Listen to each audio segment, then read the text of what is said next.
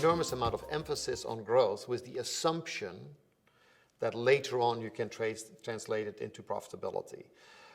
I think that one has to think much more balanced, which is that if one doesn't have a perspective of how to get profitability at some point in time, it becomes both culturally and execution-wise very difficult to bring it in later, because customers love it when you provide great stuff at no cost to them. And so telling them later, oh, now you have been using our stuff, we're going to charge you more and more, is not the greatest way to build great customer relationship. So there's always a balance between those two. There's no question that if you have the good fortune to be in a market that's growing, that makes things a lot easier. There's no question that if you have the pretty decent fortune to have a product that's doing very well in a market that's not growing, that's also good.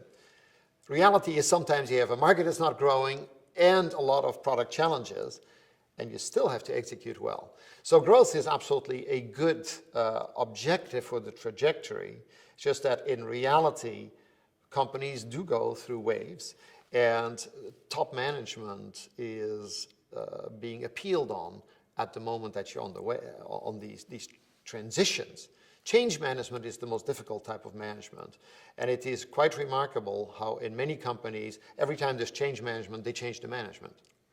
And so that, I think, is not necessarily great management.